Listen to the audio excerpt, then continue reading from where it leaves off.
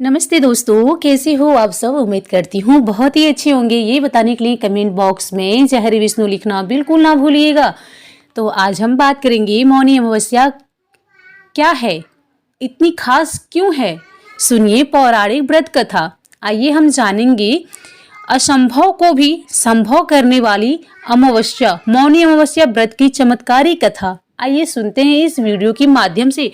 दोस्तों, यदि आप सब हमारे चैनल पे पहली बार आए हो तो प्लीज हमारे चैनल को सब्सक्राइब कर लीजिएगा। नीचे बेल आइकन बटन है, उसको प्रेस करना बिल्कुल ना भूलिएगा, जिससे आने वाले हर एक नोटिफिकेशन वीडियो आप तक सबसे पहले पहुंच सके। आप सभी का एक लाइक मुझे बहुत ही हिम्मत और प्रेरणा दिलाती है, तो प्लीज एक लाइक अवश्य कीजिएगा और मुझे ज्यादा से ज्यादा सपोर्ट कीजिए, ताकि मैं आप लोग के लिए ऐसी एक नई नई वीडियो लेकर के आया करूं और आप सभी का एक भी व्रत त्योहार कुछ भी ना छूटे, ये जानने के लिए हमारे चैनल को सब्सक्राइब अवश्य कीजिए। आइए हम बात करेंगे।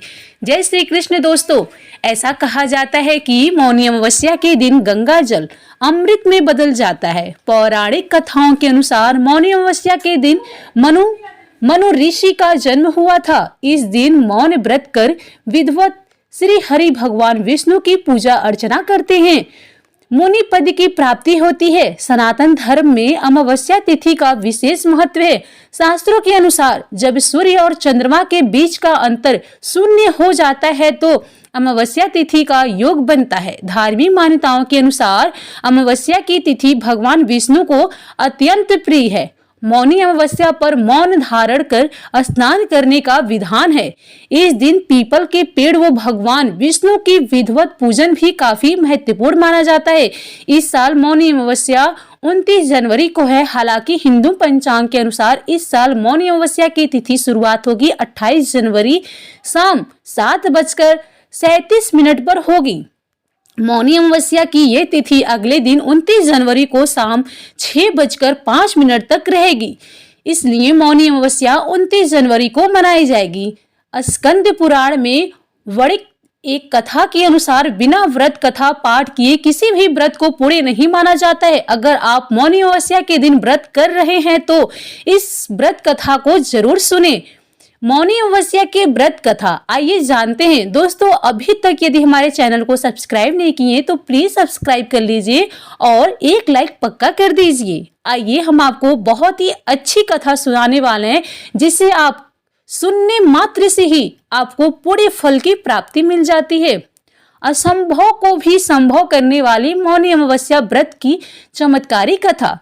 इस मांगलिक अद्भुत कथा का आनंद उठाएं और अंत तक हमारे साथ बने रहें। भक्तों, पौराणिक कथाओं के अनुसार कांचीपुर में एक ब्राह्मण अपनी पत्नी धनवंती, 7 बेटों और बेटी गुणवती के साथ रहा करता था। उस ब्राह्मण का नाम देवस्वामी था। देवस्वामी के 7 बेटों का विवाह हो गया, लेकिन बेटी गुणवती और अभी भी कुंवारी थी। इसलिए देवस्वामी ने अपने बड़े बेटे को गुणवती के लिए योग्य वर ढूंढने का कार्य सौंपा। इस बीच एक दिन एक पंडित ने गुणवती की कुंडली देखी और बताया कि गुणवती के कुंडली में मौजूद दोष के कारण गुणवती का विवाह के तुरंत बाद विधवा हो जाएगी। ऐसा सुनकर देवस्वामी के पैरों तले जमीन खिसक गई। घबराते हुए उसने पंडित जी से इस घोर संकट से बचने का उपाय पूछा। तब पंडित जी ने कहा कि सिंहल द्वीप में सोमा नाम की एक धोबिन रहती है। वो विष्णु जी की परम भक्त है। उसे यहाँ ले आओ। उसकी पूजा में इतनी शक्ति है कि वो गुणवती को विधवा होने से बचा सकती है। पंडित ने कहने पर देवस्वामी का छोटा बेटा और गुणवती स्वयं सोमा को लाने के लिए निकल पड़े। रास्ते में नाग सागर पार करने के बाद थके हारे दोनों भाई बहन एक पेड़ के नीचे आराम करने लगे। उस पेड़ पर एक गिद्ध का घोंसला भी था। उस घोंसले में गिद्ध के बच्चे थे, जो गुणवती और उसके भाई की बातों को सुन रहे थे। जब गिद्ध ने अपने बच्चों को खाना खिलाने की कोशिश की तो वह बच्चे खाना खाने से मना करते हुए बोले कि पहले इन इंसानों की मदद कीजिए, तभी हम खाना खाएंगे। अपने बच्चों की जिद मानकर उस गिद्ध ने गुणवती और उसके भाई को सिंहल तक पहुंचा दिया जहां धोबिन सोमा का घर था। अब दोनों भाई बहन सोमा को खुश करने के लिए तरक्की सोचते रहे। हर सुबह दोनों भाई बहन सोमा को प्रसन्न करने के लिए उसका घर साफ करके घर की लीपापोती करने लगे। जब सोमा ने अपनी बहुओं से इस बारे में पूछा तो उसकी बहुएं ने उससे झूठ बोला कि घर की साफ सफाई बहुएं स्वयं ही करती हैं। किंतु सोमा भी अत्यंत चतुर थी। उसने अगली सुबह जल्दी उठकर गुणवती और उसके भाई को साफ सफाई करते हुए देख लिया। वह दोनों के काम से बहुत ही खुश हुई और सारी बात जानकर दोनों के साथ उनके गांव चलने की तैयारी कर ली। चलते समय सोमा ने अपनी बहुओं से कहा कि मेरी अनुपस्थिति में यदि किसी का देहांत हो जाए तो उसका दाह संस्कार मत करना, बल्कि मेरे वापस आने की प्रतीक्षा करना। और फिर सोमा बहन भाई के साथ कांचीपुर पहुंच गई। दूसरे दिन गुणवती ने विवाह का कार्यक्रम तय हो गया। कुंडली दोष के अनुसार सप्तपदी होते ही गुणवती के पति का देहांत हो गया।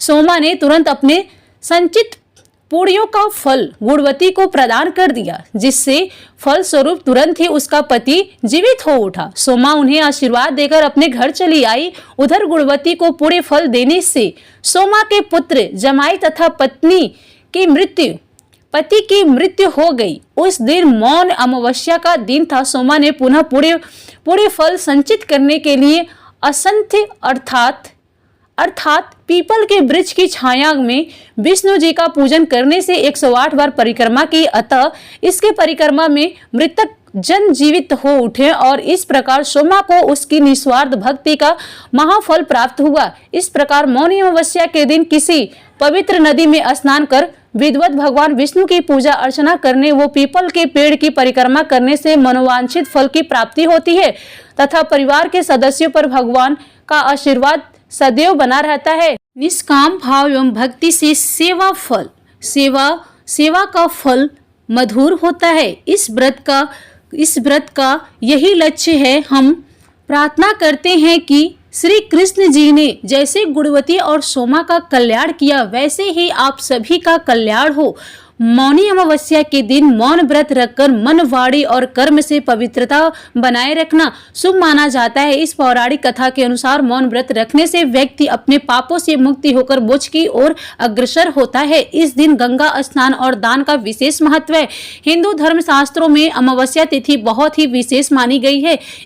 इसमें भी मौनी अमावस्या बहुत ही पावन मानी गई है। मौनी अमावस्या पर स्नान दान किए जाता है। मौनी अमावस्या पर मौन व्रत भी रखा जाता है। इस दिन साधु संत और अन्य लोग मौन व्रत भी रखते हैं। मौनी अमावस्या पर पितरों के लिए अनुष्ठान किया जाता है। जिन लोगों को अपने पितरों की मृत्यु की तिथि की जानकारी जिनको नहीं पता है वे इस दिन अपने पितरों का पिंडदान कर सकते हैं। मौनी अमावस्या पर पितरों के पिंडदान और तर्पण से उन्हें मृत्यु मिल जाती है, मुक्ति मिल जाती है। साथ ही पितर बैकुंठ धाम चले जाते हैं। मौनी अमावस्या का महत्व। मौनी अमावस्या पर पितरों के पिंडदान और तर्पण के साथ साथ दान भी किए जाता है। हिंदू धर्म के शास्त्रों में मौनी अमावस्या पर दान करने का भी बहुत महत्व बताया गया है।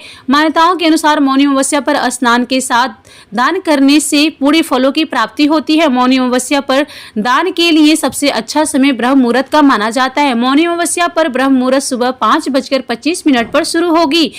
यह मुहूर्त सुबह 6:18 तक रहेगा। मौनी अमावस्या पर व्रत भी किया जाता है। मौनी अमावस्या का व्रत करने से आमतस्मय शांति और मोक्ष की प्राप्ति होती है। शास्त्रों में कहा गया है कि मौनी अमावस्या का व्रत करने से समाज में मान सम्मान बढ़ता है। दोस्तों चलिए अब जानते हैं कि इस दिन मौन व्रत क्यों रखा जाता है। मौनी अमावस्या पर मौन व्रत भी रखा जाता है। इस दिन लोग आत्मसंयत और मानसिक शांति के लिए मौन व्रत करते हैं। साधु संत इस दिन मौन व्रत करते हैं क्योंकि मौन व्रत को कंट्रोल में रखने और ध्यान में एकाग्रता का सबसे शक्तिशाली सशक्त माध्यम है। शास्त्रों के अनुसार मौन व्रत से व्यक्ति आध्यात्मिक उन्नति प्राप्त करता है। इस साल की मौनी अमावस्या बहुत ही विशेष है।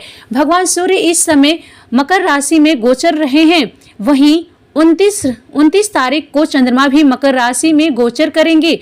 गुरु पंचम भाव में विराजमान है। ऐसे में एक उत्तम स्थिति बन रही है। इस दिन स्मृति योग का भी निर्माण हो रहा है। महाकुंभ में इस दिन अमृत स्नान किया जाएगा।